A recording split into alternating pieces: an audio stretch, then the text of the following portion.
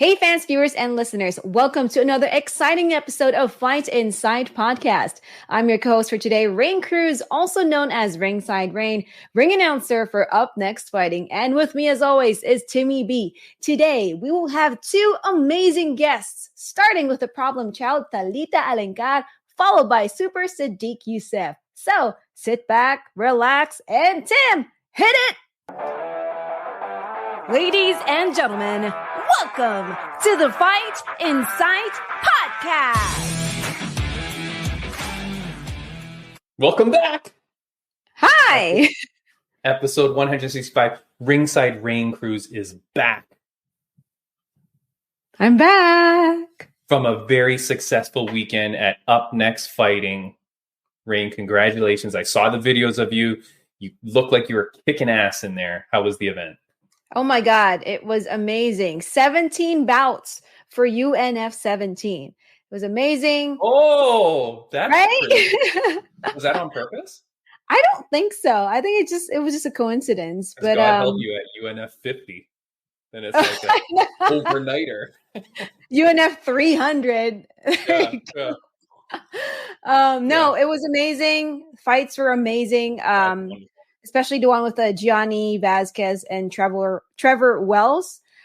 These guys, they fought a great battle. Of course, Gianni ended up retaining his UNF flyweight championship. So congratulations to Gianni, but also congratulations to Trevor, because I really thought that both of those guys, man, they put up a great fight. So Trevor Wells, a big name. He was on The Ultimate Fighter. Rain, last week, your replacement, Matt Queso Padilla, that's his boy. They trained together. Oh, really? Okay. Oh, yeah. So it was it was a me versus Matt thing. And, I'm just happy that they both put on a great show. This is what we said last week. I hate it when two of my friends are fighting or two of our guests are fighting, because what am I supposed to do? I said, all I can pray is that they both have an incredible night, an incredible showing. And this is what happened. So, yeah, congratulations. So happy. Yeah. And then we had 3 other title bouts. And for the most part, I saw a bunch of fighters showing each other great level of respect. And I love doing that every after fight, because it's they just got done punching each other in the face, kicking each other, beating each other up. And then afterwards, they hug each other, show respect to each other. Love seeing that. Yeah, for sure. I just was getting into fight with someone online because I was saying that boxing is not a martial art. Is it? I don't know. I mean, I definitely think, although boxing is part of MMA, which is mixed martial arts, I don't know that boxing in and of itself is a martial art. Comment below or tag me or message me if you think boxing is martial art. I just think that, though, in general, I don't think you think about the honor and respect thing as much in boxing as you do in Muay Thai, karate, judo, MMA. But I know what you mean when you see those kind of respectful actions, and I know you tag some in your Instagram, which is down below at Ringside Rain. It's really nice to see that stuff, man. I like it. Yeah, and then I have a bunch of fighters who were hyped when I was announcing them. Some of them, I announced them for the first time ever. And I finally got my first fist bump from Gianni Vasquez. We redeemed ourselves because the event was held at the Marriott Convention Center in Burbank, where I first met and announced Gianni, and we had our almost fist bump. Yeah. And then, so this past Saturday, he offered me his fist, and I was like, oh my God, perfect opportunity. Boom. And I was so hyped. And it didn't throw you off. I mean, this is very important for followers of the podcast. This has been something we've been working on for months and months and months to get to the fist bump. It happens in the main event. Event. I know. I've been trying to reach out to people to see if they have a video of that happening. Oh my God. And unfortunately, I haven't been able to get it yet. So I don't I'm trying. Do you have a video of it? No, obviously, I don't. I don't have a video of it. I just have a video of it in my head, my memory. But some of the fighters, they would give me a fist bump when they would walk into the cage. They would walk right in front of me, give me a fist bump. And it's just like like I mentioned before, it's just that Wait, perfect. you haven't told me that. No, I told you that before. Haven't told me that they would walk like some of the fighters when they walk in, like when fighters walk into the cage, right? Yeah, they would do that, cool. But it's not like when I was announcing them, they would give me a fist bump. This was the first time we're in the middle of announcement. I, got my fist bump, and really cool because it's about perfect timing too, because like for them, they're in their zone, I'm in my zone, and somehow we just found an opportunity to be like, doop. And it was really cool, really cool. What a moment, Rain! What a moment! I'm so happy for you because I know you've been working towards that. I mean, you can quit now because life's never going to get better. That's it. No, I'm so happy for you. That's amazing. The event looked amazing. Congratulations to Gianni Vasquez. Fight Insight alumni went 2-1 on the weekend. We also had a winner by way of Kyle the Monster Nelson. He won his fight in the first round at UFC. So two Fight Insight alumni won. So that's nice. Congratulations to the Monster. And I should do some Friends of the Podcast update before our first guest gets here. For those that are new to the podcast, we normally start with one guest. Maybe we have a second. Our guest is joining us a little bit later today, so we're going to do that. And then we're going to cut to our second guest, who better show up, Rain. He better show up. I have worked hard on this interview as well. But he's coming in a few days, and we're going to edit that in. Friends of the Podcast update, Rain, next week on the podcast, it's a guy I've been talking about for a long time. Will the Franchise Dickey, he's got a fight at I don't remember the organization, but he's fighting for a title. Cage Fury? No. Okay, hold on. I'm going to figure this out. Where is this guy? Will the Franchise? He's fighting Cage Fury. Cage Fury. That is not the belt he's fighting for. This is not the belt. Is that? I got this from my job for being a good employee. Okay. He's fighting for Cage Fury. Will the Franchise Dickey? This dude is a monster. And he's going to be on the podcast next week, so I'm very excited. And then I'm going to have someone from Fight League Atlantic 14. That's the event that I will be commentating in 2 weeks, April 13th. One of the fighters from that card is going to join us. We had one of their fighters last week, Rain. You missed Squid Vicious, Tyler Van Kill. He's in the main event. We're going to have another fighter next week to join Will the Franchise Dickey as well. So those are those guys coming on. I also want to give a shout out to friends of the podcast that are competing at PFL, the women's flyweight season, which is April 4th. So I think it's the day this podcast comes out. Yes. First of all, Rain, nobody knows that this event is happening. It's so goddamn ridiculous. But April 4th, I think Caitlin Katniss Neal is apparently an alternate, and apparently her opponent has already bailed out. So she doesn't even think she's fighting. She thinks she's just like a stand-in in case someone bails out. But Liz Carmouche should be fighting, so I'm very excited for her. And Jenna Bishop should be fighting, so that's amazing. So I got 3 people technically to cheer for. I hope they're not fighting each other, although they will eventually, I guess, in the season. And then Daniel the Predator James is fighting on that card as well. So I think I've got like 3 to 4 Fight Insight alumni fighting at PFL on April 4th. If anybody knows how to watch PFL, let me know, because I can't even figure out what channel this thing is on. But I will do my best to watch it because I want to cheer on my friends. And that said, Rain, again, I will be at Fight League Atlantic 14, April 12th and 13th in Nova Scotia. Go to fightleagueatlantic.com, purchase both pay-per-views. Submission Kumite 6 on the Friday. It's an all BJJ event. It is crazy good. And then the Saturday is Fight League Atlantic 14. That's their MMA event. It's going to be a fantastic night. I'm commentating both nights. I'm doing the weigh-ins on the Friday on YouTube. So you'll see me everywhere. I've done some podcasts for Fight League Atlantic Exposure, FLA Exposure. That's their podcast. I've done a few to kind of interview some people as well. So going hardcore, Rain. You and I are both almost too busy for this podcast. That's eventually what I'm saying. I know. Hey, that means we're getting our reps in, right? Get the reps in. Yeah, just build the brand, Rain. Yeah. Build the brand. Very excited. Anything else? What else is going on with you? You got what's the next UNF event like? Oh, next UNF, April 20th. So it's like in 3 weeks. It's going to be in the Inland Empire area, San Bernardino, at the Orange Festival, right here in San Bernardino, where I live and where Jade Picasso lives. So yes, and she's it's going to on be that closer. card. Yeah, it's going to be closer to us this time because for the most part, we would all travel, to Los Angeles for our events. And for now, they're going to be traveling to us right here in the Inland Empire. So April 20th at the Orange Festival in San Bernardino. So get your tickets at Up Next Fighting. Very, very cool. It is crazy, Rain. I'll say, we've talked about like fights falling out and people, missing their fights and whatever. We've lost 2 guests recently because their fights bailed out for whatever reason.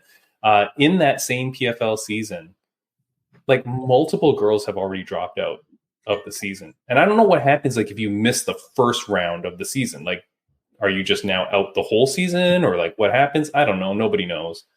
But it's crazy how many people seem to be missing fights, man. Like, it's a lot. It's a problem, like with people missing weight and all the drama going on. I'll ask you one thing because you're a wrestling person. I know I'm all over the place, but we're just waiting for our guests anyways. Ariel Helwani has WWE wrestlers show up on his show and they're in character. Mm-hmm. And he interviews them and talks to them like they are in character. This annoys the shit out of me. Really? Why? What? Because I'm not on WWE time. Why would I be talking to you like you're the character? Why wouldn't you just talk to me like a normal person? And let's just talk about like, hey, how cool is it to be a WWE wrestler? Like blah, blah, blah. Like, why do I want to talk to you in character? Well, I mean, I think part of it is because maybe they're promoting that WrestleMania is coming up. So they have to stay in character. They're promoting a storyline, right? No, The Rock doesn't walk around pretending he's Black Adam to promote the movie. He goes. Well, that's different, though. That's different. It's not different. It's not different. How's that different? Well, for me personally, wrestlers, they create their fan base because of their characters. People love them because of the characters that they represent. So I think personally, when a wrestler comes out, does an interview in his or her character, I prefer that. Unless it's kind of like a different type of like interview we're in. Hey, let me, tell me who you really are. But that's what it should be if you're on the MMA hour, or you're like this is, I don't know. I don't like it at all. It's not like you're a character like old school wrestling where you're like what's his name? Goodwin, the pig farmer. You know what I mean? And you're pretending you're actually a pig farmer, or you're the repo man, right? And you're in a real character. These are people nowadays in wrestling that aren't even like a character. They're just a persona. You know what I mean? Like you're not the Undertaker. Mm-hmm, you're just like a different human, like you're just a different person. Like just get out of your goddamn character. And they show up with the stupid makeup and all that stuff. I don't know, Rain. I can't believe. Yeah. Wouldn't you want to know what these people are like in real life? Well, I guess like for me, there's opportunities for that. But all I'm saying is that right now, because it's WrestleMania week. So I'm assuming that they're trying to sell a storyline leading up to WrestleMania this coming weekend. So that's the only thing I can think of why they have to like stay in character. But I've listened to interviews with wrestlers wherein they were just themselves, and they were even referred to by their first names. Yeah. Yeah. Okay. Well, when it comes to the name, I don't know how you're going to refer to them. But anyways, all I'm saying is to the fans, viewers, and listeners of Fighting Side Podcast, I promise you, I will never interview someone in a fake character. Like, you got to be real. You got to be real. And I'll tell you, when we had Commander Dale on from Detroit Urban Survival Training, I'm telling you guys, when I first had him on, I made sure I said, hey, are you serious? Like, are you really who you are? Are you really a security guy? Like, is this a character you're playing? And that's when he educated me that he's a real guy, that he's a real dude. And that's why I had him on, because he's real. I would never interview someone that's like fake. I don't know. It just, then what's the point of me? I don't know. It's weird. Are you playing a character, Ringside Rain? Are you really not who you are? Like, I don't know. I don't trust it. Our guest is here, Rain. So I see her here in the camera. She's getting ready. And I'm so excited because this is a fighter that, well, quite frankly, she shocked me when she made her UFC debut. She put on one hell of a show, and she was an incredible fighter. So I'm so excited to meet her today. Rain, she is represented by our friend Brian Butler at Sucker Punch Entertainment, who I love that dude. And he said, we got to get this guest on. So let's bring her in. Our next guest, or our first guest of the show, is a Brazilian mixed martial artist and black belt Brazilian jiu-jitsu practitioner. She's a world jiu-jitsu champion, gi and no-gi in colored belts, a 3-time IBJJF world no-gi champion, 2-time European no-gi champion, a world IBJJF and Pan American jiu-jitsu black belt champion. That wasn't enough for her, Rain. She then decides, I'm going to go into MMA in 2021. She's already amassed a perfect, undefeated 5-0-1 record. She appeared on Dana White's Contender Series and was victorious in her UFC debut 3 months ago at UFC Song versus Gutierrez, beating fellow debutante and the reigning Invicta Atomweight champion Rayane dos Santos in an incredible fight. Rain, let's bring her in. Please welcome the problem child, Talita Alencar. What's up, everybody? Talita, how are you? I am good, and you? Very good, very good. Thank you. I'm Timmy B. I'm in Toronto, and this is Ringside Rain. She's out in California. That's cool. It's fun to be here with you guys. Oh, thank you so much, Talita. Where are you right now? I am in Deerfield Beach, Florida. Ah, very nice, very nice. Is that where you live now? You live in Florida? Yes, that's where I currently live, right? Nice, nice. And of course, you're from Brazil? Yes. Did you ever imagine as a young girl growing up in Brazil that you would become a famous world champion in jiu-jitsu and now a UFC fighter? When you're young, you don't know what you want, pretty much. But I always knew that I had something in me, and I always felt that I was extraordinary, and I was not gonna settle with anything. I never really planned to have all these achievements and base where like each person life goal have, you know what I mean? Like you never plan to have all of these. It's your hard work and the way you drive yourself that make you achieve certain things. But for sure, I knew there was always something extraordinary in me. Very nice. It's incredible. It's incredible what you've achieved. Like when I was reading off all your list of accomplishments, Rain, if you go to Talita's Wikipedia page, you have to scroll and scroll and scroll. Long There's just too many gold medals, Talita. Too many. Where are all your... There was loss too, you know. There was like fights that I lost that I overcame and everything. But for sure, I have many achievements. Yeah, no, I mean, congratulations to you. You must be so proud. Your family must be so proud of you. But why are you called Problem Child? You seem like such a nice person. Why are you the problem child? Don't get me wrong. There's always like this button that you press the switch, you know. How can I say that I'm a problem child? I was the only girl. I was like a little tomboy. I can be very feminine and like in many aspects like fragile, but I was always like with my brothers, like playing in the street and wanted to play football. And because I was raised with them, I always chose the fight instead of Barbie. I enjoy it, but I enjoy the most to be like out with my brothers and like pretend that we knew how to fight and like fly and punch and stuff like this. I was definitely the middle child, but I was the one that gave definitely more like headaches for my mom. Back in the day, it was crazy. I used to fight in school. Thank God I was a good student, but I was bad. I was I was to fight my mom, like everybody, argue with everybody. And they always say, "Oh, Talita always is the problem. Talita always like never settle with anything." And I do feel polite and nice, but it definitely can be very problematic. All right. Well, Rain used to slap people in school with playing musical chairs.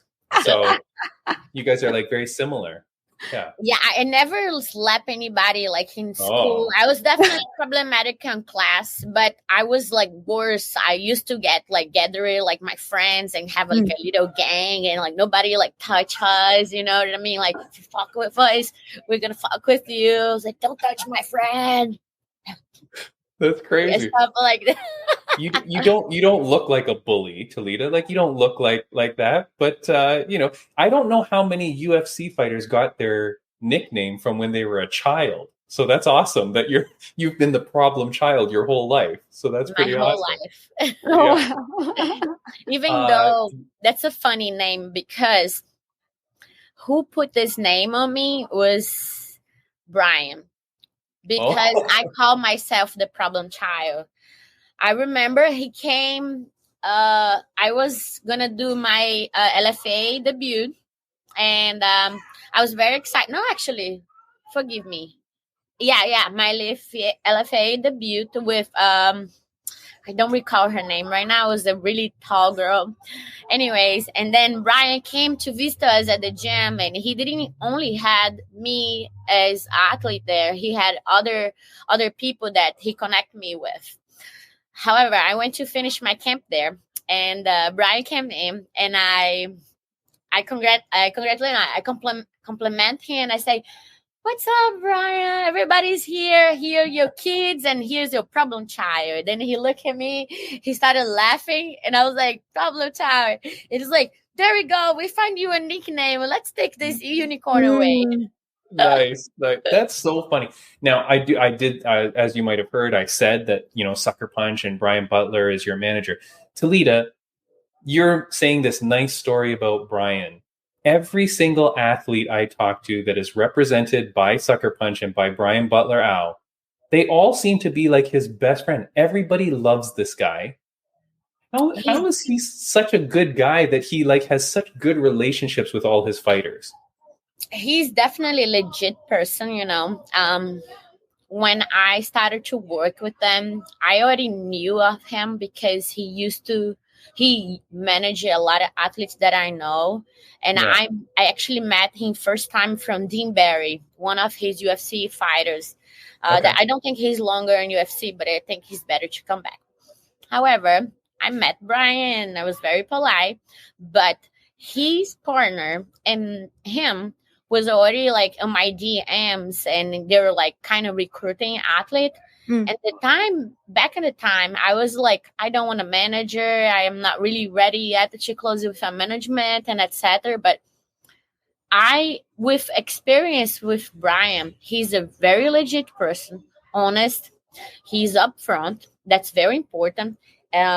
He values more the long-term relationship loyalty than other things that are not very important, but the relationship build, it's with him. He's like the best on days, and definitely if he have athlete, he also have a friend, but we keep always separate professional and friendship. You know what I mean? With lines and everything, he's very clear. He doesn't promise anything that he cannot.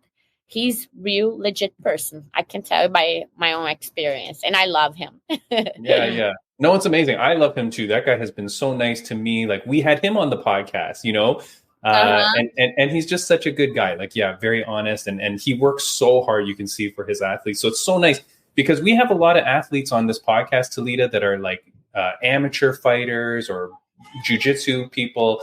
And sometimes you talk to them about managers and they're like, "Oh, I don't really have one." But you're like, if you could find a guy like Brian Butler, it's going to be good for your career, because they're going to help guide you and help steer you in ways and maybe like help you avoid certain things. So it's good. I do want to ask you, I don't want to take too much of your time today, of course, but I did want to ask you, after you fought your UFC debut, which boy, oh boy, Talita, what a great fight. I mean, they put her in Rain against Hayani Dos Santos, who was the atomweight Invicta champion. She was coming up with a lot of promise. So, I mean, Talita, that was a big fight for you to get that win. After the fight, when you had your backstage interview, I'm just going to show a quick photo of you here. You were here, and to me, it looked like you were kind of almost wanting to cry the whole time. Yes, I was. It looked like you were very emotional. Very. Mm-hmm. Yeah. Can I ask what was the emotion about it? Was it just the victory? Was it like just getting through it? Like, what was so emotional to you? Well, when you asking me, there's like a retro goes in my brain like so quick, and like how many thoughts you can hold in your mind at the same time. Mm-hmm. It was very remarkable because I fought contender against a very good girl that she was in camp for the whole year pretty much. She had fought like at least 3 black belts. She was ready to do a 5 rounds. You know what I mean? Yeah. When I accepted to fight with her, she was already sitting just getting ready. She was ready for any challenge, as I would to be. Of course, she was a way taller opponent and everything, and 10 years younger than me, but it didn't mean that I would not be a problem for her. I dominate the first 2 rounds, like for sure. I smash her with all the respect, of course, but that was the game plan, and that's what we're gonna do. Yeah. But the moment that I got in the cage and I saw Dana White over there, and he looked at me, I froze. And I was like so nervous. I never felt so nervous in many years of my career. And I thought I was used to have days nervous pre-fight, and when you walk in, you know what I mean, and a contract is in the game for, you know what I mean, that make me so nervous. And I felt that I was like and that I didn't have a cardio. And my 3rd round, she tried to finish me. I performed the worst I could ever perform in the 3rd round, also based on the game plan. I learned so much about it, and it was the first draw in Donuts Contender. Yeah, it was never a draw before. Yeah. So they chose both of us. That was also new at Dana White's Contender. The way he primarily approached about me, I really thought that he was going to give me a contract. But it didn't make me be sad, because the moment that he finished talking about me, I knew he was not going to give me the contract. Because the 3rd round, she tried to finish me. She didn't, but she performed in striking more, and I think that they value days more the age, So when I fought Hayani, and when it was a last call, I think I trained for 20-something days, but I was ready after Contender.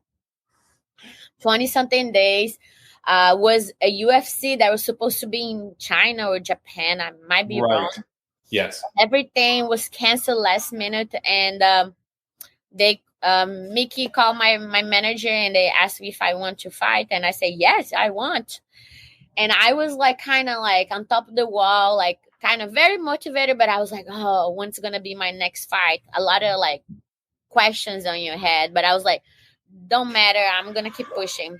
So when they offered me her, and I was like, she's just a perfect opponent for me. She's not the tallest. She had a lot of experience. I have nothing to lose, and I can actually test myself in a point that when I finished Contender, and I was like, I'm going to hustle how I never hustled before in MMA. And that's what I did. And I'm like, and even though when I gave the interview, I was like, she's a perfect opponent, I'm 100% confident that I was going to beat her. If it was in jiu-jitsu or a wrestling or exchange, I beat her by points, whatever, but I was very confident. But she was way she had much more MMA road than me, you know what I mean? Yeah, but I just wanted to test myself, and I was confident about this fight for sure. But okay. But then how come you look like you were crying in the interview? Oh, because it was big. Like there was no contract. There was no like contract in the game. You know, there was no tension in my side, and I'm like, I already closed a contract with the UFC, and I didn't have all this pre-tension because I work on days. You know, I did my weight cut totally different. It wasn't an issue before. I just did different. I learned a few things watching other fighters, and I thought, I was like, this is gonna make my performance better. Little things that I puzzle when I fought again on UFC, and it was so much better in all the aspects, even mental. And when they offered me her and I fought, I wanted to cry, and I didn't cry because I already had to cry in the cage, and I'm like, I'm not gonna be a pussy. And when they interview me, I'm gonna show how confident I am. My inner me was like talking to me, and I was like, I'm not gonna cry. Like, it was so much better to be there. Like, I felt I belonged there, and I was like, I belong there, and I'm not leaving. Yeah. And that was all the emotions that are going in my mind. There was no contract. It was like so much better. You know what I mean? Nice. No, I'm so happy for you. Like, I'm happy that it all worked out. And now you do have a contract with the UFC now, correct? Yes. When do we get to see you again? Do we know? Well, I've been speaking with Brian. My intention is fight 3 to 4 months, every 3 to 4 months. I believe sometime in April or May. That's what we're training. Yeah, so soon. Very nice. No, I'm very excited for you. And just know that once you come on this podcast, we will be supporting you and cheering for you all the time. We tell people when you're fighting, and we'll get people to cheer for you all the time, of course, because we're big fans of you. And thank you for coming on the podcast. Rain, is there anything that you wanted to ask Talita? Now, I'm glad that we talked about your upcoming fight. You said it might be April or May, because I was scrolling through your Instagram and I saw this really precious video of your family cheering for you when they're having a watch party. And the joy that they had when you won, they were just like ecstatic, right? So for you, seeing that level of support from your friends and family, how does it feel for you? Oh man, like if I'm gonna, I got goosebumps. Definitely is amazing. It's a lot of appreciation. It was not just my my family here in Florida. It was everybody that got together, knowing that they are my biggest supporter. And not just then, my kids, I teach jiu-jitsu for kids, and Tuesdays and Thursdays, not too many days, but they love and fear me. But they were like with letters, I love you, Talita. Aww. And everybody from Temple, my coach, got together. The ones that didn't show up to the fight, they got together and made it like a watch party. It was like really nice to see that. And when they heard that the decision for me, they were like jumping, and I was like, oh, this is so amazing. Yeah, that's so awesome, Talita. It's so amazing to be able to have that support, and for people to be able to watch you now and achieve all these dreams, because all the things that you've worked so hard for. And it shows people, especially those kids that you're teaching. I mean, lucky kids, first of all, that they get to learn from you, but to be able to see you, that you're doing your thing, that you're achieving success, right? It's so inspirational to young boys and girls, obviously. Definitely. Now, every time I get to train, and they're like, let's go. And they started to jump here. I was like, do you want this? Do you want it? And they're like, come. Yeah.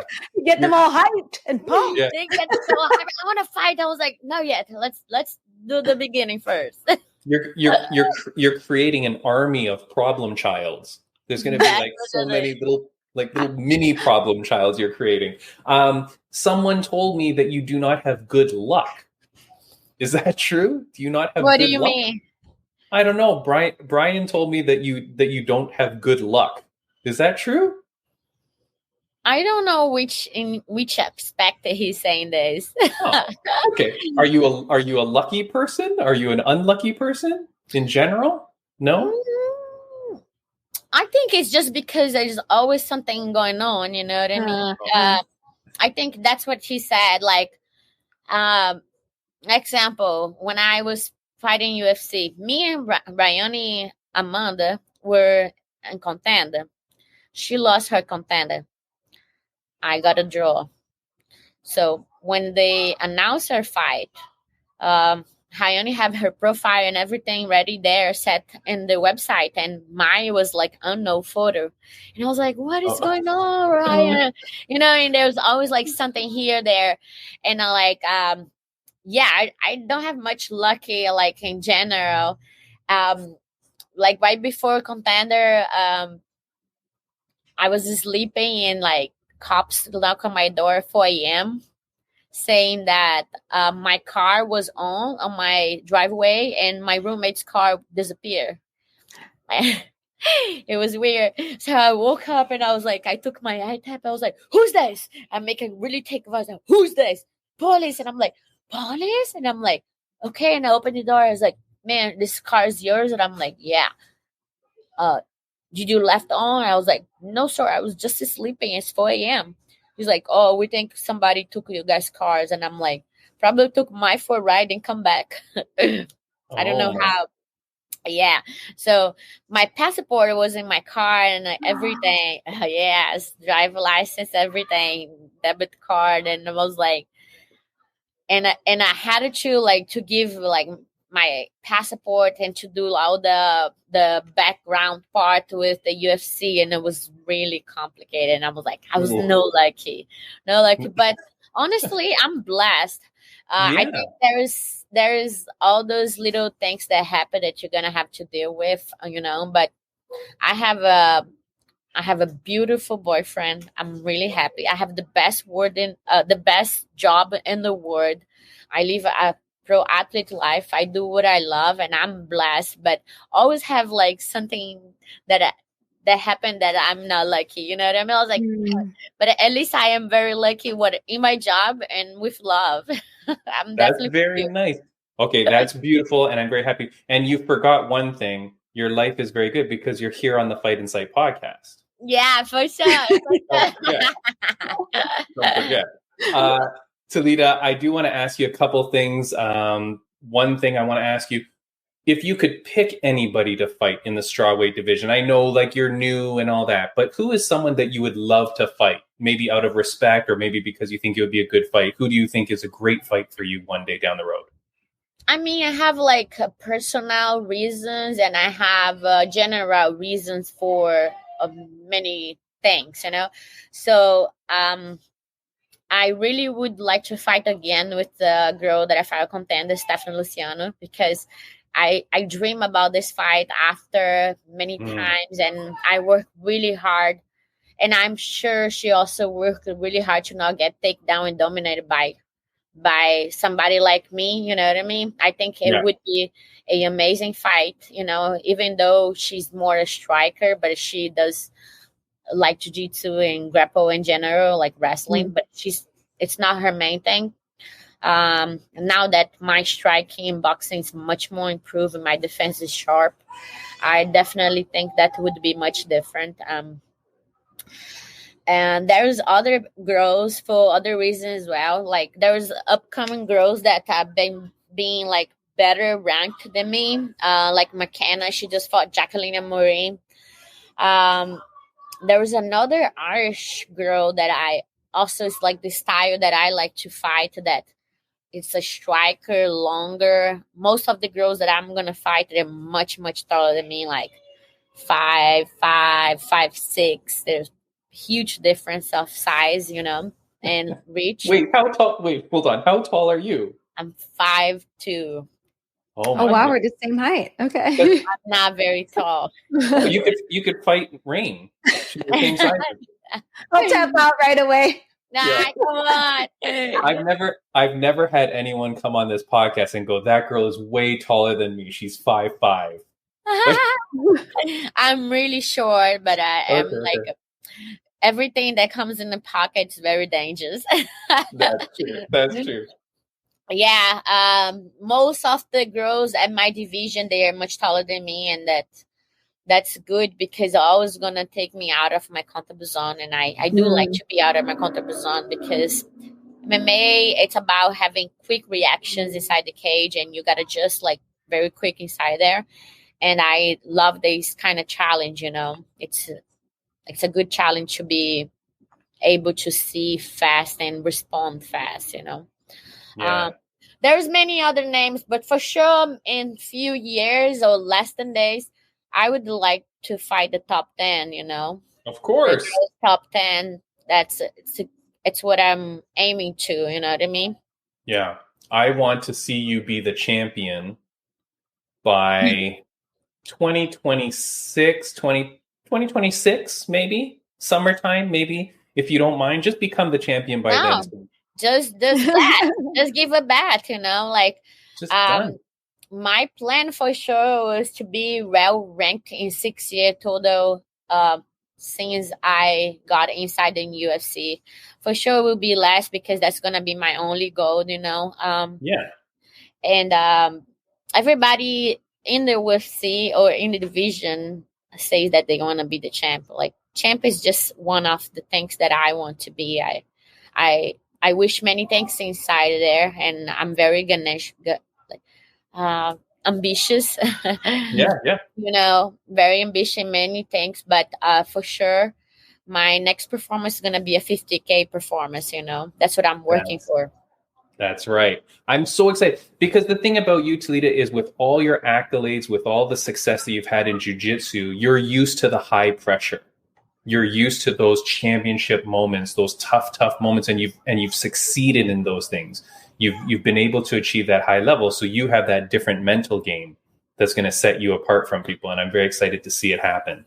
Yeah, me too. I'm talking about this. I don't like to create any controversial, but for sure, like the way they match in the UFC, it's like sometimes they're gonna put me against a striker. Sometimes they will put me against a good wrestler or grappler, just to see how it's the result of this. And if comes to grappling, for sure, I'll be fighting like somebody like Mackenzie Durham, where they fight on jiu-jitsu, like other girls like Tabitha Rich, those other girls that are very good grappler, like Vanessa Duppeldum. I don't know how to say her last name.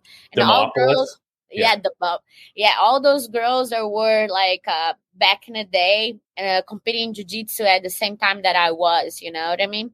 Right. But I was the one that took a little bit longer to actually fight MMA, Yeah. A good fight for you. I'm just putting it out there. Jillian Robertson.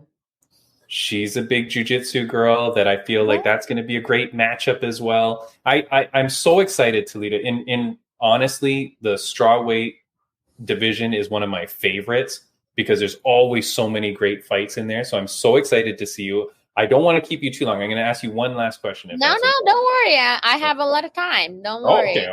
Well, thank you so much. I'm here for you guys today. Okay. Thank you. All right. Well, maybe we'll ask some other things. Okay, hold on. I'm going to ask you something. There was a video. I don't have it here. There was a video on your Instagram where you were holding a pad and this guy is kneeing you and you're against the wall holding it and he's kneeing you. What, are you crazy? What was that? So like a training, I train competition training Monday to Saturday.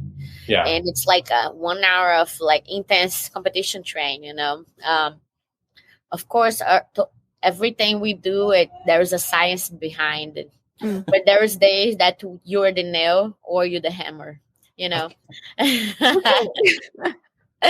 So there's days that coach put us against the wall and we have like few different rounds, just body shots or just knee, and you gotta be on your knee. That in this case, this video, gotta be on your knee, and everybody was like, it was kind of a little polemic, and I was like, polemic is my second name. So I was like, how am I gonna post this video? I don't give a and I was like, I'm the smaller in the gym. I'm the only female. There's like 3 or 4 guys that's like kind of my weight, but they much bigger than me. And it's just very benefit to me, to be honest, because if something like this make you better and make you tougher, nothing in the fight can destroy you, you know? No. When That's when I saw that video, Talita, I thought you're crazy because I was like, holy moly. But I mean, if it's making you a champion, and what do I know? Look, you're kicking butt and you're doing your thing. So good on you. I'm going to ask you one last question, Talita. But look, take the very crazy person to the MMA. It's not easy. So we all kind of crazy. Yeah. Definitely. I've been doing this show for like 165 weeks, 4 years now. Keep meeting people from around the world. Each person has their own special craziness, you know? So, but they're all lovely people. They're all such great people. Talita, my mom used to ask me a question almost every day when I was growing up. And so I'm going to ask you the same question that my mom used to ask me. On a scale of 1 to 10, how happy are you? I'm very happy. I'm very blessed. My life's journey, besides my personal goals, MMA and etc., I enjoy very much to help people, you know, and give me it's like my gasoline, you know. And I believe everybody came to the world and have a journey, you know, and that's my journey.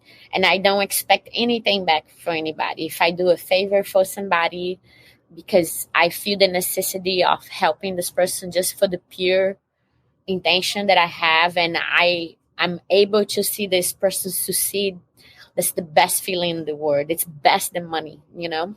So I am very blessed to be healthy and able to wake up every day and able to help others, to motivate, to be a role model, you know what I mean? And this is nothing best in the world that can be in place, you know.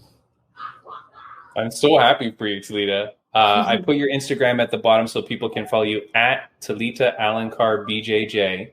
Yes, thank you. I'm so excited for you. I can't wait to see what's next for you. Hopefully you do get to fight very soon, April, May. We will be cheering you on. I hope that you achieve all your goals and all your successes. I'm happy that you have a happy life, that you have a great boyfriend who better treat you right. I mean, yeah, he's handsome. Like everywhere I go, even the gym, my friends come and say, "Hey, Talita," and I'm like, "Oh." I'm tired and finishing train. Hey, your boyfriend's beautiful. I'm like, what? He's like, no homo. And I was like, I know, yo. It's like, I know he's beautiful. Thank you. Oh, guys are saying this. Yeah, everywhere we go, and they say that, oh, you guys are so beautiful together. My roommate's friend came from Chile, and they're surprised how beautiful couple we were, and they'll say "son lindos," speaking Spanish, "son muy lindos." Everywhere I go, even I go in the bar and then a guy come to Josh, he's like, "Hey man, you're very beautiful," and I'm like, it's so surprisingly for me, a male let his ego aside and come say that this guy is beautiful. I was like, are you a model or something? It's so funny. Supermarket all the time. Wow. What does he do? What does he do for life? What does he do in his job? His name is Joshua. He's a civil engineer. Yeah. He's a smart guy. He's got brains and looks. Yeah, he does. I was very lucky. I don't know how we find each other, but it worked. Well, congratulations. I told him I was not gonna let him go anymore. It's done. Yeah. Over for him. He better not let you go. What are you talking about? This is the lucky guy, not you, right? You're both very lucky. Both lucky. Talita, I'm so happy. You seem like such a good person. You seem so happy. I'm glad with all your accomplishments in life, and I hope that we get to talk again one day. It was a real pleasure. Thank you so much too. I'm glad that you guys invited me. I enjoyed to be talking to you. Thank you to Brian as well, my manager, Sucker Punch, and I cannot wait to be back. Thank you so much. And for all the young kids watching you now, what is your message to young kids that are training and going through life?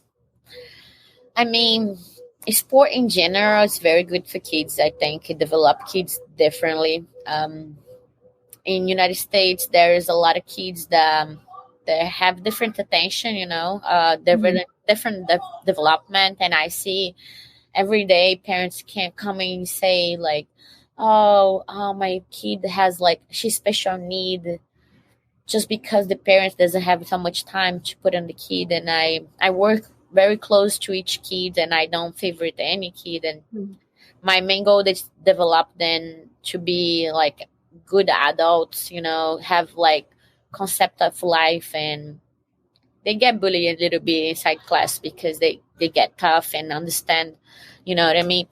Thanks in general. But my message is for every parent to actually like put your kid to be active in general, every sport.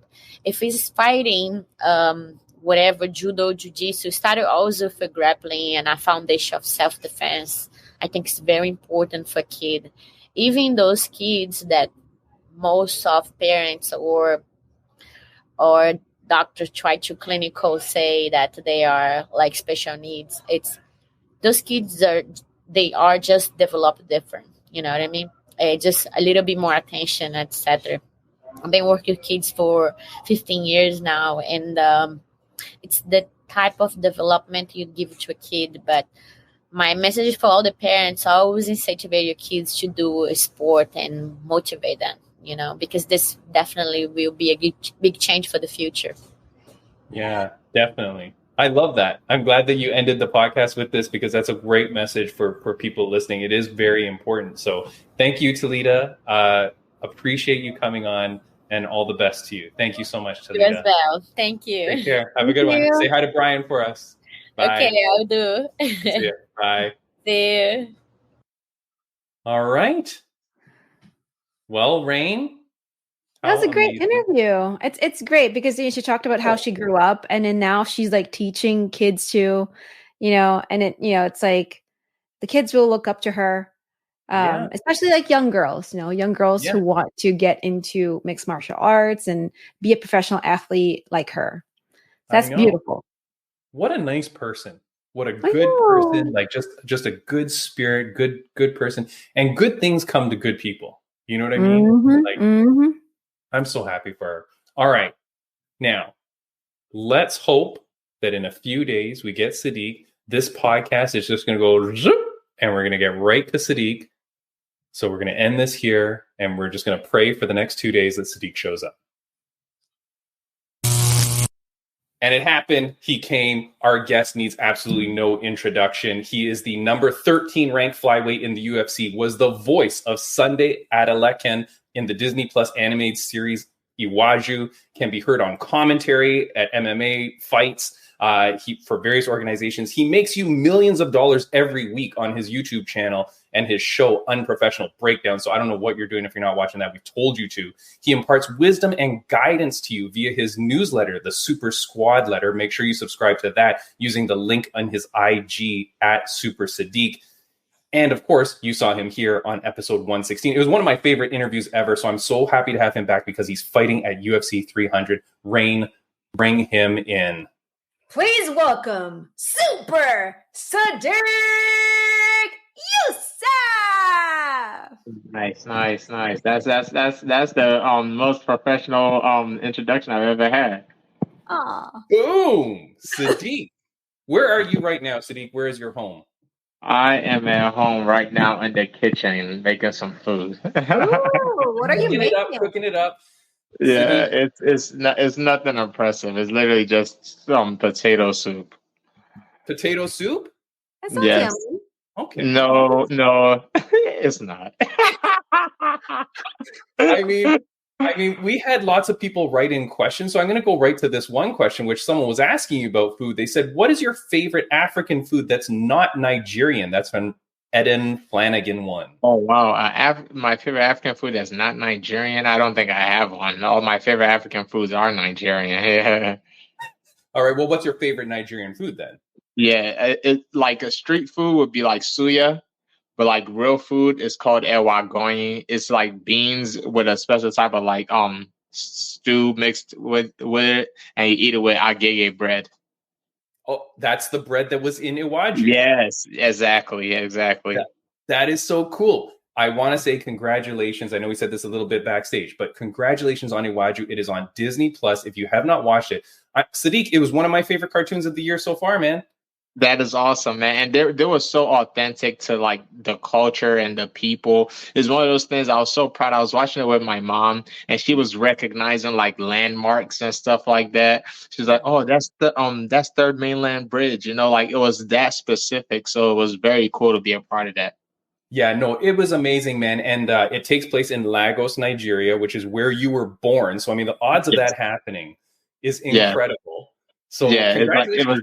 I feel like everything like just fit into place for me to actually get that role. So it was very dope. And yeah, and if you want to hear more about it, check out Sadiq's interview with Ariel Hawani. He talks about that and how we got it as well. And of course, you should be, like I said, go to your newsletter because your newsletter is incredible. If people haven't signed up. Last time you were on the podcast, Sadiq, you called all my fans, viewers, and listeners lazy assholes. If they don't go to your YouTube to sign up, how are you doing with your social media explosion? Are you growing? What's going on? Yeah. It's still it's growing. It's a very slow growth. Whenever I get into camp, I put aside the YouTube for a little bit just because it takes too much commitment. But I still stay with the newsletters throughout the whole camp all the way until so this week will be the last week, and then I'll take off fight week and I'll be back after that. Nice. Yeah, I love it, man. I think your newsletter is fantastic. There are only a few fighters that I subscribe to the newsletter consistently and read consistently, and yours being one of them. It is very good, man. So congratulations on that. I know you said one thing here in your newsletter, and I'll put this up on the screen. It says, if you're living the life and locked in, there's not a lot of distractions here. I feel like that would be completely different if I was in Miami or a city with pop and nightlife. To me, the boringness of Maryland is one of its advantages. If you want to lock in and focus on training, it's easy to do that here. You stand by that? 100%, because I've had people come from out of town to come train with us, and one of the few things that they always say is like how boring it is. You know, like they get bored relatively fast, and I feel like that is one of the things here is that there's not a lot of distractions. Of course, if you want to distract yourself anywhere, you can, but I feel like there's certain places, like I'm saying, like Florida or like New York, where like things are constantly happening, where it might be a little bit easier to find yourself distracted, but here in Maryland it's very easy to lock in. Yeah, that's cool, man. No, I like that. And I like that you're able to like laser focus on what you need to, no distractions. And then that's what makes you successful. Yes. Right? And to be honest, I'm kind of a square too. So even if I was like in those other places, I feel like I'll still have the same kind of result. All right. Well, my concern though is living in Maryland. Have you found a local hobby shop where you can play Magic the Gathering live or Yu-Gi-Oh cards live? You know what's funny? There's actually one pretty close to me called Labyrinth, you know, but it's rare for me to play Magic. I only really play with my friends. I never like really go out to like local stores and tournaments to play. I play with my friends and I play on the phone. They have Magic the Gathering Arena on the phone, so I play that. I haven't played Yu-Gi-Oh since I was a kid, like since I found Magic, actually, because I think Magic is like a more advanced version of it, so it's hard to go backwards. Yeah. I hear you. But can I say the image of you walking? This is a video idea for after UFC 300. You film yourself going to Labyrinth, shirtless, of course, and playing in a closed deck Magic the Gathering tournament. People will be like, what the hell is happening? In full UFC gloves with MMA gloves on and UFC gear. That would be hilarious. Yeah, man. I'm telling you, that's video gold, comedy gold for you. That's hilarious. Now, here's something. You know, I know you like to play your card games and stuff like that. Did you know that there's a Disney card game called Lorcana? Yeah, so I've never played it, but my brother, I think bought like I don't know if they make individual decks. I think it's all together, and I think my brother plays it. Okay. On the last episode that you were on, we were talking about Magic the Gathering, and I said, Sadiq, you got to get on a card. You know what I mean? And I was like, they got to make a super Sadiq like character in Magic. Man, that would be so dope. I've actually hit them up a few times to try to do some type of collaboration, but they're not biting yet. Don't worry about it, because your friend Timmy D at the Fight Insight podcast, I already made you a card for nice. For Lorcana, because now you're like one step away. Here is the Super Sodiq card for Lorcana. Boom! You know what? I feel like this is actually close to being real. This actually might not be far away from being real. Like you were saying, I'm like 2 steps away. Dude, the next expansion that they do, because they've already released like a few expansions where they're adding like more characters. Yeah. Iwaju is huge for the community, for what it is. Yeah. That is hilarious. I got to tell my brother about that. That actually isn't far-fetched at all. That's pretty close to happening. I'm telling you, man, I took at least 5 minutes creating this. So I hope you appreciate it. But, hey, it looks good too. It looks good. I got a real quote from the show. What I really liked about Iwaju was that, like, even when I was watching it with subtitles on, it was still putting it in the slang that you guys were speaking, which I thought was really cool. Like, yes. Yeah. And you know what's funny about that is so I speak my native tongue Yoruba, and I speak regular English, obviously, but I actually struggle with broken English, which is very, very backwards. It's because broken English is how most of the tribes like communicate with each other. So I'm one of the few people, like whenever I say it to people, they always laugh, like people from like back home, because it almost makes no sense. I only speak the extreme ends of both, but that's because when I came to America, there was nobody to speak broken English with. So I'll speak my native language at home and I'll speak English to the rest of the world, you know? So my broken English is like almost non-existent. So I actually had to practice it for the role.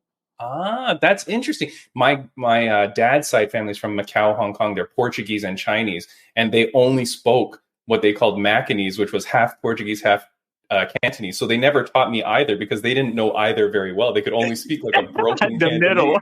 Yeah. And that's what it is with most people. Like I feel like Kamaru Usman mostly only speaks broken English, which is what makes the most sense because that's what you're going to communicate with everybody with, you know?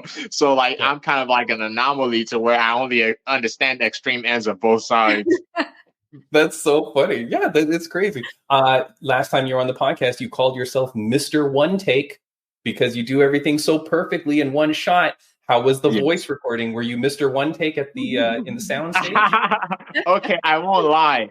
I was Mr. One Take when it comes to my lines, but sometimes the delivery might need a little adjustment. So I'm still Mr. One Take. Is just and where animation is a bit different too, because you have to match what they want the characteristic of the actor, of the character to be.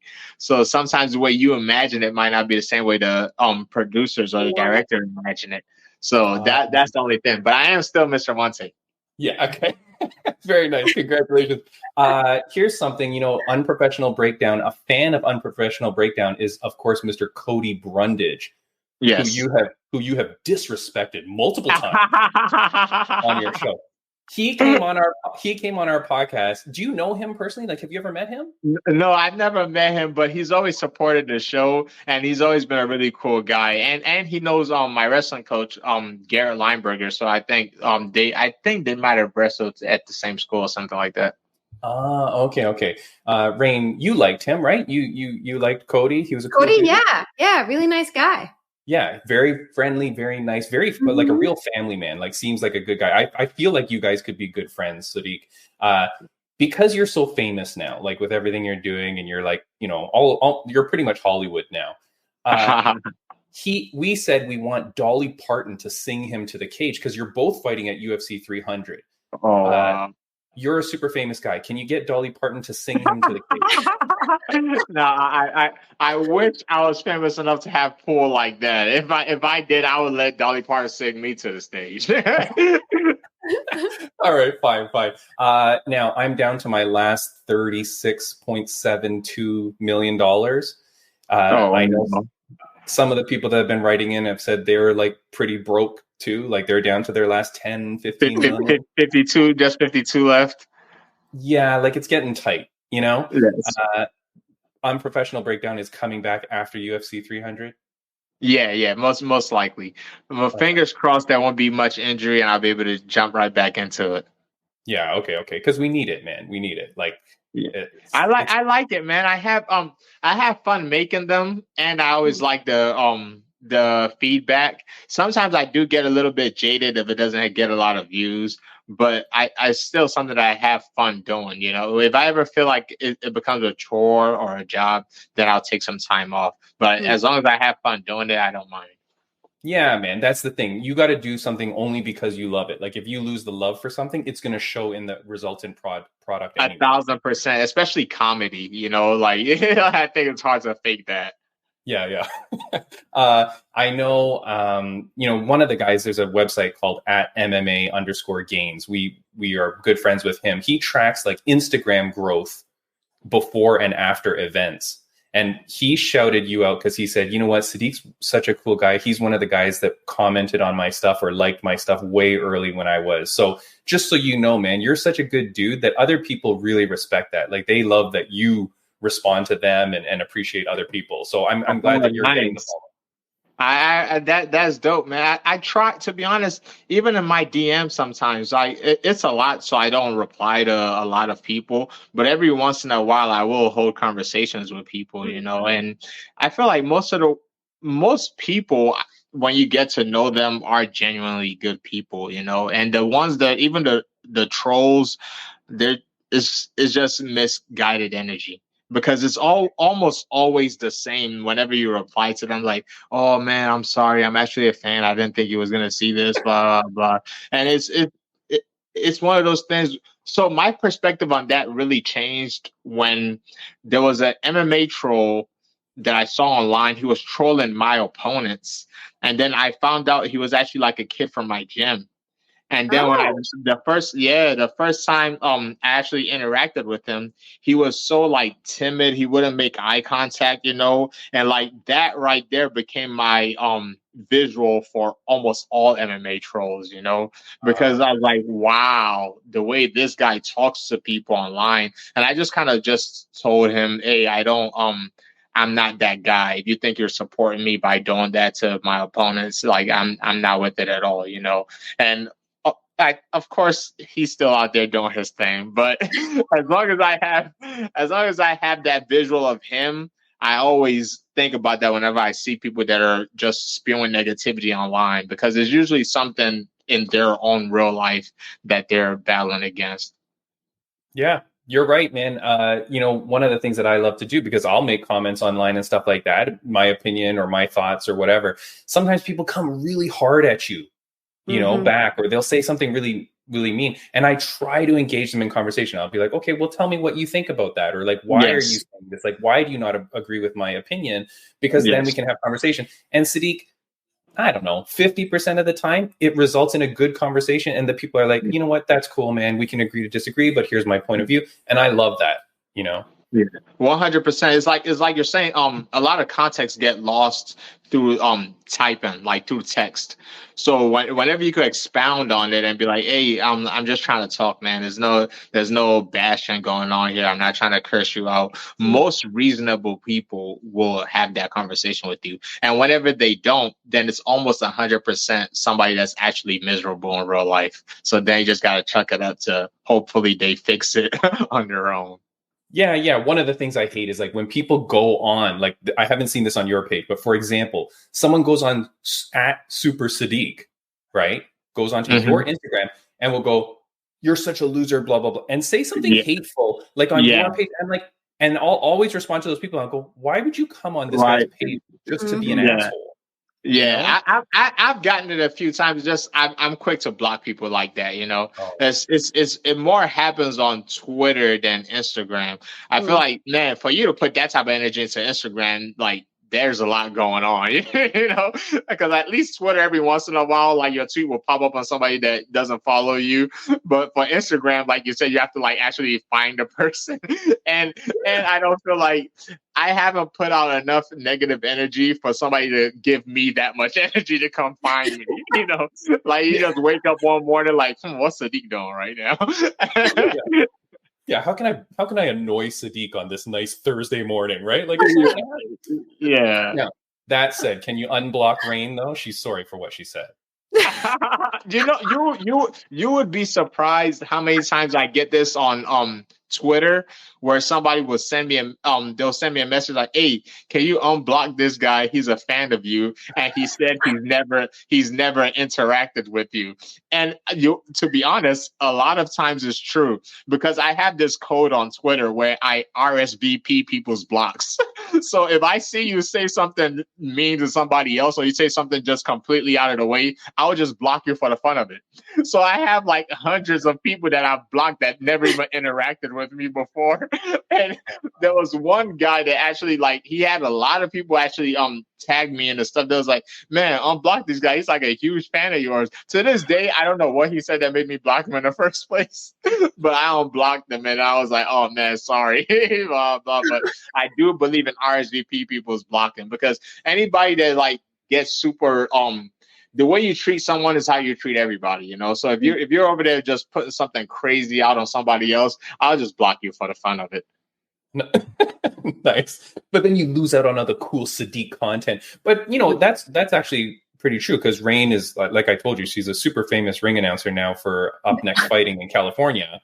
And she's getting more and more popular. So like, Rain, you've got to be careful, and like you might have to RSVP block some people too. Yeah, it's unavoidable, man. It's unavoidable. It's like there's a lot of hurt people, you know. So the more you grow, and it's funny, when I first started, I used to like take pride in like yeah, just talk your trash. It's just social media, you know. I don't care, blah blah. And then one day I heard Michael Bisman. He was talking on his podcast, and he said he doesn't interact with assholes in real life. If he sees an asshole in real life, he just goes the other way. So why would he do that online? And once he said it that way, I was like, you know what? That is very, very true. You know, like those people, if you met or you saw somebody like that in real life, you just completely exclude them out of your life. So that's how I kind of view the blocking thing now. Yeah, actually, that's pretty true, right? Because you think, like, you know, we talk about freedom of, like, people will come at you because they'll go, "Oh, it's not freedom of speech or whatever." But you're right. Like, if some guy was being a jerk in real life, it's not like I'm just going to stand there and let him stand there, and keep on listening to him. You just walk away or block them. I love that. Exactly. Sodiq, I don't want to keep you too long. Someone said, "Can you please start throwing more spin kicks so that your UFC fighter will get them?" I feel like I feel like someone DM'd me that, or they wrote that to me on Twitter. I actually saw that. I'll tell you what. if it's available, sure, but I can't risk. I remember Luke Rockhold versus Chris Weidman, and he threw that spin kick that changed the whole trajectory of his career. You know, so I don't know if it's worth getting my ratings up on the UFC game. Okay, that was from Imad Sohal. Another thing was, "I'm starting martial arts at Lloyd Irvin's gym later this April. What did you do to be in the UFC?" That's from one Illy Ralph. Oh man, you want a whole story. So when I first started at the gym, I was taking a 3-hour bus ride from Bladensburg to where the gym is. So if I had a car or a way to any transportation, it would literally be like a 25-minute drive. But because I was taking a bus, I would have to go from one station, wait there for another bus to another station. So I had 3 stations altogether. So this was my daily trip to go to the gym. Back then I was like, I'll listen to Joe Rogan's podcast and just sit there and wait. And when I was going home at night, I remember being at the train station like at 11:30 at night. It's like, it's crazy things now that I'm older and I think back about it. I was like, that was crazy for me to be doing that, because these aren't, you guys might not be familiar with this area, but these weren't the safest places for a 20-year-old to be hanging out at 11:30 at night, you know. So I did that for a while, for a few, maybe like 5-6 months, and then they had a competition team tryout at the same gym. And I got me and James Vick, actually, we was MVP for that competition team tryouts, you know? So it was just from then on, my coach invited me to come stay at the firehouse. The one thing I would say for him going to the gym, to make the story shorter, is just consistency. That's the biggest thing that I've noticed. Now that I'm in the UFC, I guess I'm a veteran now because I've been in there for quite some time. What I've noticed with my class of my fellow peers, a lot of us are just the people that just didn't stop. Like there's so many people in the UFC now that all of us came up together in the amateur scenes. I remember at the amateur WKAs, Corey Sandhagen beat Von Lewis. So everybody was in there, you know, and a lot of us was literally people that just didn't stop. There were some people that when we first met each other, they might have not been the most talented people, but they consistently kept on putting in work. There's so many UFC fighters now. It's so funny now. Like every once in a while, I find a throwback of me and like another random fighter back in the amateur days, and that's literally all it is, just putting consistent work in. Yeah, that's a good message, man, for everything you do. If you're a ring announcer, I've been doing some commentating out in East Coast Canada, Sodiq. I'm part of Fight League Atlantic in East Coast Canada, you know, and I'm doing commentary. This next weekend, I'm doing the jiu-jitsu show on the Friday and then the MMA show on the Saturday, because I told the promoter there, I said, hey, I want as many reps as possible. Like I want to get it in, you know, like get the practice. Do you mind just redoing that whole story, but say that when you were on the bus, you were listening to the Fight and Sight podcast? Okay, good. If somebody was to track my timeline, they would know I was lying. They were like, how old was you when that was happening? I'll fix it. I know that you're an anime fan. You tweeted this long ago. This is the kind of creep I am. I keep stuff, but here you go. You're complaining on this is back in February, so not too bad. A live action Naruto movie is coming out, and you go, it is literally impossible for this to be good. Impossible. No. Did you watch the Avatar show? So, okay. Here's the thing. So when the Avatar was coming out, right, I was telling my brother, I was like, hey, it's looking promising. At worst, it's not going to be as bad as M. Night Shyamalan's version, you know? And he brought up a very good point. He said the thing with turning some of these animations into like live action is that it could only be as good as the animation. It could never be better. So the way I saw it, they might have the good thing that I think that they did in the live action Avatar is they expanded a little bit more on Iroh and Zuko's relationships. Yes. But outside of that, they still, I want to say it's okay, which is very good for a live action adaptation. Sodiq, my wife is going to be very mad at you. We really liked it. It was good. Did you watch the animation? Yes, of course. And we watched it just recently. We only watched it like a year ago. So if you compare both. Of course, the animation, but this was really good. Like the effects were good. The casting was good. There was just a few miscasts, I thought. Zuko's sister doesn't look as badass as she should. Yes, they started to lose me towards the end. It started off very, very strong. I even like the fact that they showed the annihilation of the airbenders. I like that. I liked how like visual the firebending really was in the movie, because in the cartoon, you don't see the effects of fire working that was like, but in the live action, like, man, the firebenders look brutal, you know. So there are things that I like, but overall, I'll just say it's okay. But for live adaptation, okay is a very, very good score, because a lot of them are not okay. Sodiq, I might have to edit this podcast because I want you to be in season 2 or 3, you son of a gun. So of Avatar, hey, I would love to be in Avatar, and when I'm in there, I'm gonna tell them it's the greatest show that was ever made. Thank you. Yeah. Quick question from someone. They said, "Can you please update your own Wikipedia? It's lacking."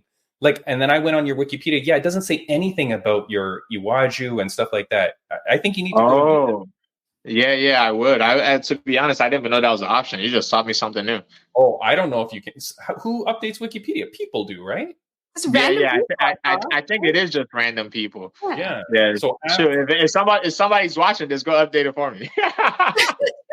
Well, crap! Now it's going to be horrible. I need you to do it, but yeah. I think they do like vet it though. You could add on to it, but I think it's vetted.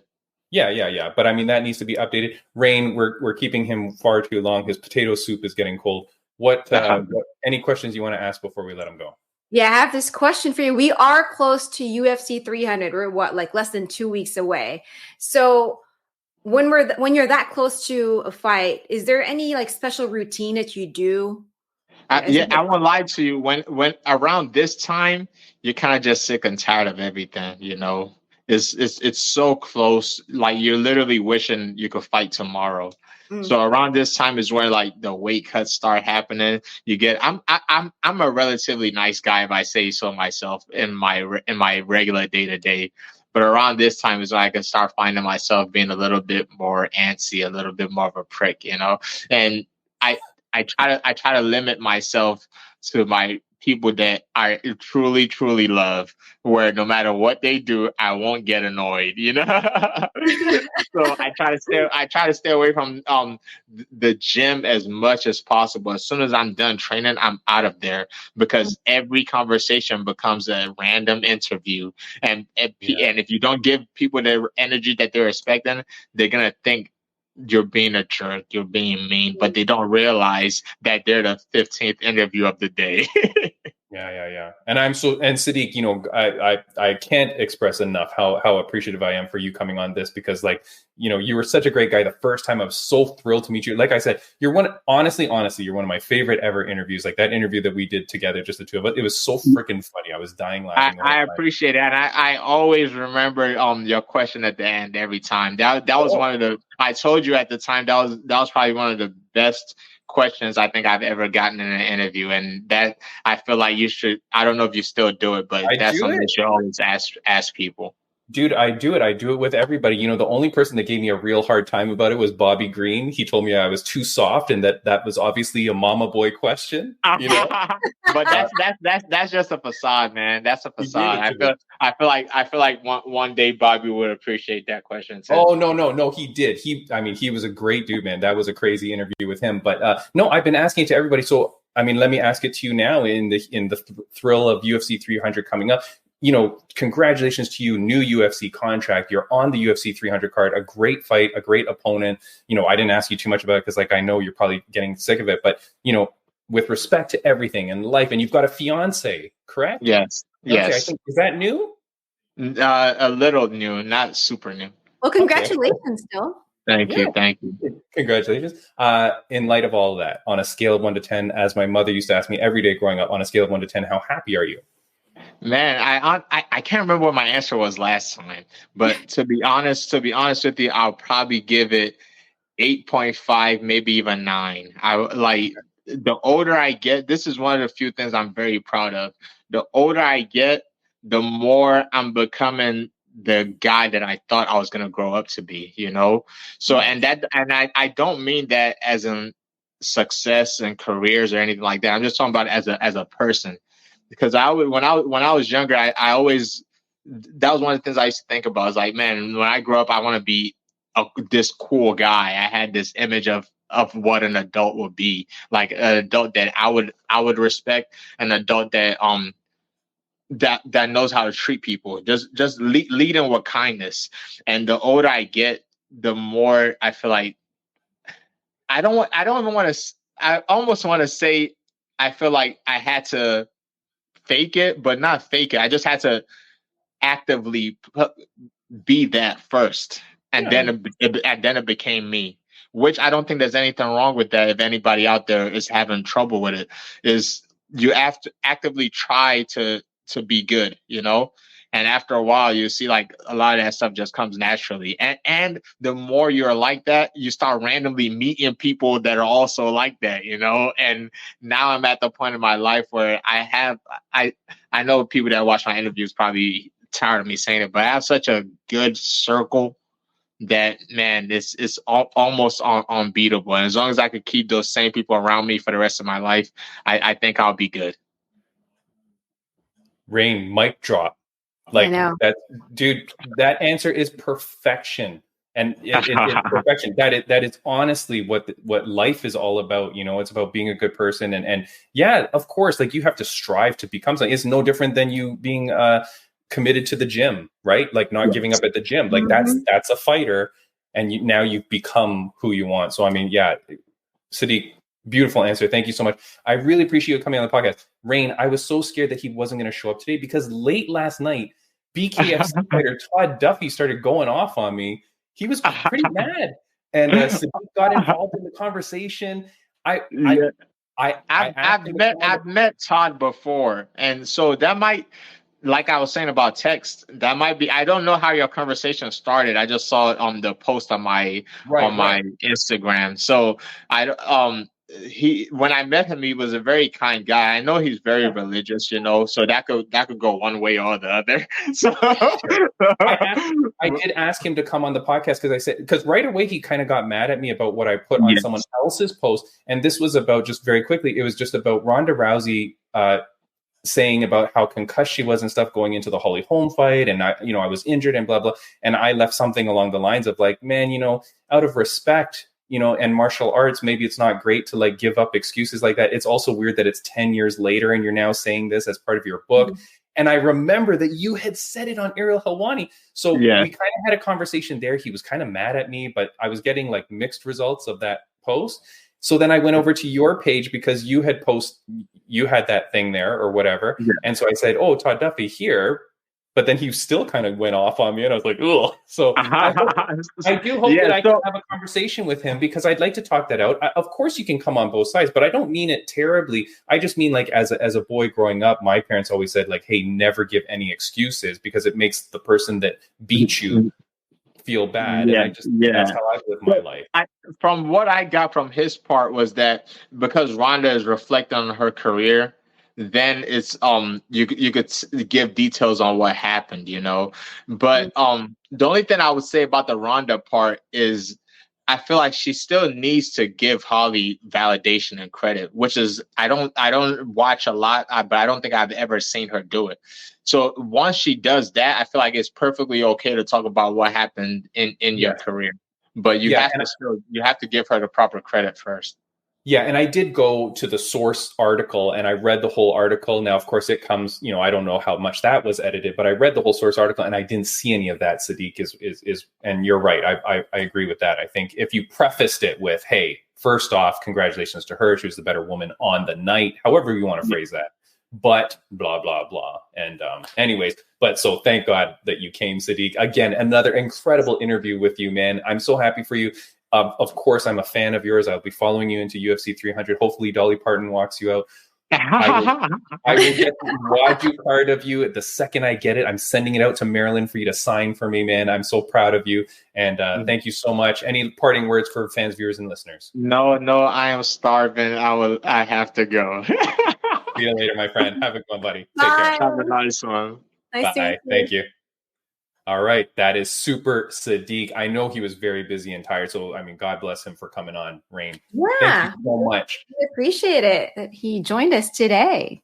Yeah. What a cool dude. Hopefully he's going to be in Avatar season 2 or 3. We can get him to be an earthbender, firebender, waterbender, whatever the hell bender. Rain, do you know about that show? Do you watch Avatar, The Last Airbender?